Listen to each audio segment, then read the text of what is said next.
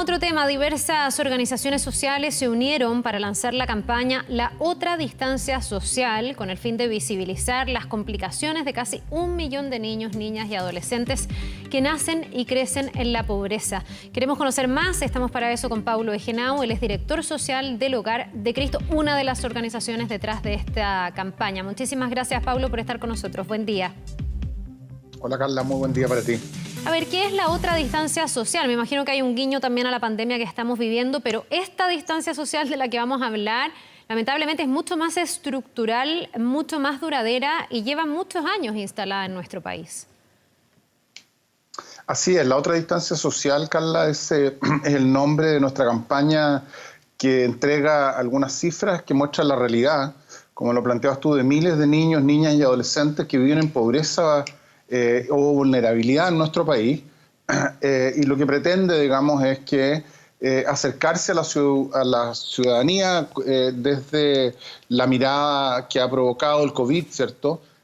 Con el propósito de revelar, reconocer, tal vez que es una cosa que nos ha faltado, ¿cierto?, en estos últimos años a partir del tema del estallido social, del tema de la pandemia, el mirar honestamente a los ojos la realidad que está en nuestro entorno.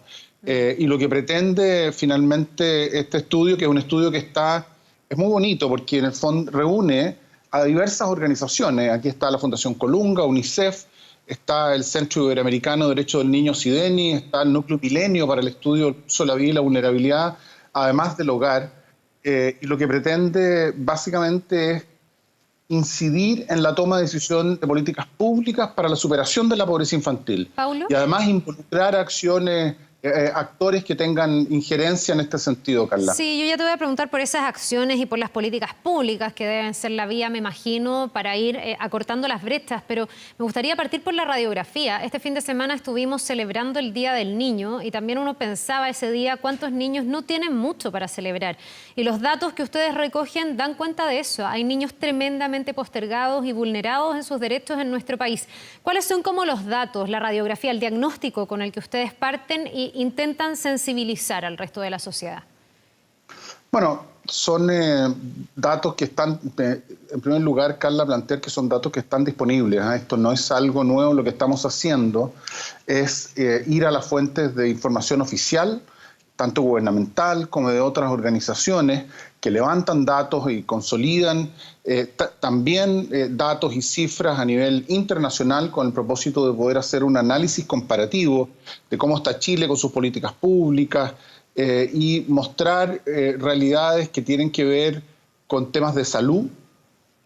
Por ejemplo, hablamos de más de 70.000 niños y niñas y adolescentes que no tienen y no están adscritos a ningún sistema de salud. Esos son datos CACEN. Hablamos de más de 700.000 niños, niñas y adolescentes que viven en condiciones de hacinamiento y las consecuencias del hacinamiento y de qué manera el nacer y crecer en pobreza, Carla, que es el centro del estudio, afecta la vida, tanto en el presente como en el futuro. Yo diría que esa fue la razón fundamental por la cual nos unimos, nos aliamos, nos vinculamos, es poder ir a la evidencia, es poder ir a lo que se sabe hoy día en el mundo y poder mostrar que el nacer y crecer con determinadas dificultades, carencias, problemas, pobrezas, exclusiones, faltas de alternativas y oportunidades, tiene un impacto en el presente y en el futuro de la vida de las personas, a no mediar políticas públicas que intervengan de manera temprana y oportuna. Sí, Pablo, hemos tenido en estos últimos días un caso remecedor, que es el de Ámbar Cornejo, que tal vez simboliza ya el más sistemático de los abusos y vulneraciones permanentes. Hoy día leía en la prensa que desde los 8 años ella ya reportaba abusos sexuales en su contra y nadie la protegió. Y en ese caso hemos hablado mucho de cómo desde la justicia se debe reparar, atajar cuando un niño ya está siendo vulnerado, cuando hay un abuso sexual, por qué en el fondo falló la cadena. Pero eso es lo posterior, porque en el fondo lo que uno quisiera es que primero se entendiera esto, que hay una predisposición desde antes de que esa vulneración ocurra, porque en lugares más vulnerables, en lugares de más pobreza, hay más probabilidades de que esa vulneración ocurra. ¿Cuáles son para ti las políticas públicas que faltan? Yo no sé, en el caso de Ámbar, que ha sido tan remecedor, ¿cómo no se ha acelerado la agenda, por ejemplo, en torno a la niñez? Carla, tal vez es una pregunta, yo quisiera partir por decirte que en Chile, y es uno de los temas que si tú, las personas que revisan nuestra campaña se van a encontrar con un dato que es muy doloroso, que dice que en Chile aún no tenemos un sistema de garantía para la protección integral de los derechos de los niños, las niñas y los adolescentes. Y se le ha cambiado nombre a este proyecto de ley. Llevamos más de 20 años, Carla, en debate parlamentario, tratan distintos gobiernos de distintos colores políticos, tratando de ponernos de acuerdo en un marco legal que lo que hace es promover el cuidado, la protección, la promoción de los derechos de todos los niños y las niñas en Chile. Y por lo tanto tenemos algunos resquicios, ¿cierto? Y tenemos algunos marcos legislativos en distintos ministerios que no se articulan de manera armónica y que además se puede supervigilar, controlar, monitorear, ir evaluando. Y ese es uno de los grandes problemas que tenemos hoy día. Entonces, tenemos un Sename que se está cayendo a pedazos y que está en una discusión legislativa que todavía no ve la luz del día. Tenemos algunas aproximaciones en el ámbito de la educación respecto de los niños que están fuera del sistema escolar. Y por lo tanto, tú ves toda la red integral de protección, monitoreo, acompañamiento, sobre todo de los niños más vulnerables, desarticulada, leyes antiguas, y creemos que ahí tiene que haber una innovación fundamental en el sentido de colocar a los niños en el centro y que tienen que estar los primeros en la lista. Pero perdona que te interrumpa, mucha gente que está viendo esta entrevista seguramente se preguntará, ¿pero por qué? O sea, ¿cómo me puedes decir que no hay un sistema o una ley que en el fondo propenda a garantizar los derechos de los niños? Tú me dices que ha habido resquicios en algunos ministerios donde no se ponen de acuerdo, pero ¿qué convicción tienes tú de por qué no se avanza en esta materia? Se habla tanto en este gobierno con poner a los niños primeros en la fila, en otros gobiernos de otras formas, con una crisis del Sename absolutamente desatada, donde hay niños que han encontrado una revulneración dentro de centros del Estado de sus derechos. Entonces, te lo digo aquí como periodista, pero también como ciudadana, a uno le baja cierta impotencia, ¿no? De decir, pero ¿cómo puede ser que lo más sagrado que tenemos y donde puedes cortar trayectorias delictuales, trayectorias de vulnerabilidad y puedes evitar que se produzca la vulneración o reparar la vulneración de derechos, no se tomen cartas en el asunto y no hay un acuerdo? Es como, de verdad, cuesta comprenderlo.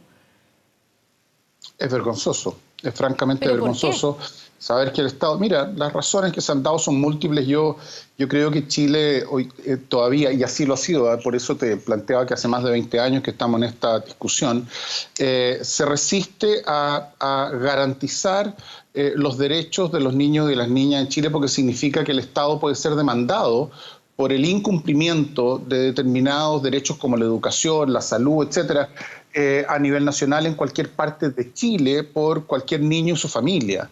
Y eso le pone una presión al Estado en términos de generar políticas con una cobertura territorial, con una capilaridad, con unos recursos que es muy importante. De verdad es un gesto político de decir, en la medida en que nosotros aprobamos un sistema de garantía para la protección integral de los derechos de los niños, los derechos económicos, sociales y culturales. Estamos hablando de educación, estamos hablando de salud, estamos hablando de vivienda, y si tú miras qué es lo que pasa con los distintos sistemas de atención en salud en la infancia, por ejemplo, en salud mental, tenemos un sistema muy precario, desarticulado, hay regiones donde no hay determinados servicios. Yo vengo, tú sabes, de trabajar prácticamente una vida entera en un tema de salud mental que es el consumo problemático de alcohol y otras drogas. Bueno, pregúntate si es que nosotros tenemos alternativas residenciales dentro del mundo de la infancia y la adolescencia, para mujeres que vienen de sectores de pobreza, con historias de consumo problemático de alcohol y drogas, que tienen historias de trauma y victimización, por lo menos en todas las regiones del país. Y la respuesta es no, no tenemos. En la medida en que Chile tiene un sistema aprobado de garantía de protección de derechos, esos niños en esa región, en esa localidad, pueden demandar al Estado que cumpla con lo que se comprometió dentro de este sistema de garantía. Y eso ha sido una tensión permanente en el debate parlamentario, Carla, por más de 20 años y todavía sigue siendo así. Ahora, habrán otras personas que podrán pensar, porque mientras lo desarrollamos yo también lo voy pensando, que a lo mejor tú podrías no tener una ley, pero sí tener acciones concretas. Alguien dirá, bueno, pero es que una ley no lo va a resolver, porque tú puedes dictar la ley, pero en el fondo no generar las acciones en concreto. Ahora, si tú me dices que ahí, al generarse la ley, generas la obligación y si no la posibilidad de una demanda, uno entiende que el Estado estaría absolutamente presionado a cumplir con los derechos de los niños. Pero mientras esa ley no llega y ese acuerdo no llega, ¿qué otras políticas, qué otros lineamientos se pueden seguir para ayudar, para tratar de a los niños que hoy día están en una condición vulnerable, darles una mejor calidad de vida? Bueno, hoy día hay una tensión, ¿cierto?, en el debate político parlamentario respecto del tema del Sename, porque lo que un sector del Parlamento planteó, digamos, fue que el nuevo servicio de protección, el que reemplaza Sename, la aprobación de la ley del nuevo servicio estaba condicionado a que se implementara y se aprobara esta ley de este sistema de garantías para la protección integral de los derechos de los niños y las niñas. Desde el gobierno se presentó un veto presidencial al proyecto de ley del nuevo servicio y ayer en el debate parlamentario nuevamente se cayó. ¿Qué es lo que quiero plantear con esto, Carla? Que durante muchísimos años se han ido haciendo intentos parcelados, distantes, en distintos ámbitos, en el ámbito de la educación un poquito. Nos ha costado, nosotros mismos conversamos, creo yo, hace más de un año y medio atrás, cuando publicamos nuestra investigación del Dicho al Derecho 2, donde planteábamos que eran decenas de miles los niños que estaban excluidos del sistema escolar y que eran niños que necesitaban unas modalidades, unas metodologías para satisfacer el derecho a la educación que esos niños tienen, dada su historia de vida, y para los cuales no teníamos financiamientos permanentes, no teníamos una cobertura a nivel nacional. Entonces tú ves que los ministerios finalmente hacen poquitas cosas, no se ponen de acuerdo respecto de estos temas, y por eso que esta ley es tan importante. Y hoy día lo que se está haciendo, y ahí hay muchas organizaciones de la sociedad civil planteando lo mismo, es decir, ¿saben qué? Saquemos una ley integral que obligue al Estado a articular servicios y a garantizar estos derechos con el propósito de que puedan ser exigibles, y a partir de eso avancemos en los cenames, avancemos en distintas instancias que tienen que estar manejadas desde los distintos ministerios y servicios. Sí, me imagino que uno de los objetivos de esta campaña debe ser sensibilizar a las instituciones, a las personas que tienen resolución y que pueden en el fondo generar decisiones desde el poder para poder avanzar en estos temas. Pero también esta es una campaña orientada a la sociedad completa, a la gente común y corriente. Muchas veces las personas también escuchan esto, por ejemplo en el caso de Ámbar, fallamos todos. Que yo muchas veces estoy en contra de ese tipo de expresiones porque digo, hay que detectar quién falló, fallamos todos, a veces no falló nadie al final y se diluyen las responsabilidades. Pero también por otro lado está la pregunta de mucha gente de ¿cómo ayudo? ¿Cómo aporto? Me siento impotente, veo que efectivamente la niñez está vulnerada en Chile. ¿Qué hago yo? ¿Qué busca esta campaña en ese sentido? Yo el fallamos todos, Carla, la verdad es que nosotros hemos hablado de momentos de lucidez transitoria en Chile. Yo el fallamos todo, el cómo no nos dimos cuenta, soy viejo en este tema, llevo muchísimos años. Hemos tenido historias de niños incendiados en cárceles de menores. El brutal golpe de lo que pasaba en Sename con los niños vulnerados sus derechos vinculados a Sename. Las reflexiones fueron las mismas, cómo nos dimos cuenta, cómo llegamos a esto, cómo es posible. Y estos momentos de lucidez, donde parece que nos tiramos cuenta, se desvanecen prontamente en el tiempo y volvemos más o menos a lo mismo. Por eso que hoy día yo te diría que hay una suerte como de cohesión en torno a basta. O sea, aquí necesitamos una ley de garantía de una vez por todo el país. Los niños tienen derecho a tenerla. Y a partir de eso lo que busca esta investigación es poner evidencia en la mesa de los daños que la pobreza genera en el transcurso de la vida, sobre todo desde el momento de nacer hasta el término de la adolescencia, con el propósito de incidir en la política pública, precisamente a lo que apuntabas tú, ¿ya? De generar participación, involucramiento y consenso de los diferentes actores sociales sobre la importancia de la superación de la pobreza infantil, con todo lo que eso implica. Porque en el caso de Ámbar, el que mencionabas tú también, ¿qué es lo que miras alrededor? Precariedad, violencia, amenaza, vulneración de derechos sistemáticos, vinculados a un entorno que no fue capaz de detectar desde el punto de vista escolar, desde la protección de sus derechos vulnerados, en la medida que fue victimizada. Esa mirada la tenemos que tener todas, y creemos que este es un estudio que va a contribuir enormemente a tomar conciencia respecto de lo urgente y fundamental que es poder tener este marco legislativo, además de una serie de otras políticas en las cuales nosotros vamos a hacer recomendaciones una vez concluido el estudio a finales de año. Bien, pues esperemos que así sea, que ayude a la toma de decisiones para proteger a nuestros niños. En esas cifras no hay cifras, hay historias, hay niños y, ojo, hay futuros que pueden quedar tremendamente truncados. Si es que eso no se atiende a tiempo, si es que no hay una reparación o una prevención para la vulneración de los derechos de los niños, seguramente no vamos a ser un mejor país tampoco. Entonces, es un tema también de proyección de lo que somos. Muchas gracias, Paulo. Me imagino que hay más detalles en la página del Hogar de Cristo si es que uno quisiera conocer todo este diagnóstico, digamos, y esta radiografía que ustedes hacen y las propuestas. No todavía, tenemos solamente la campaña que tú has visto.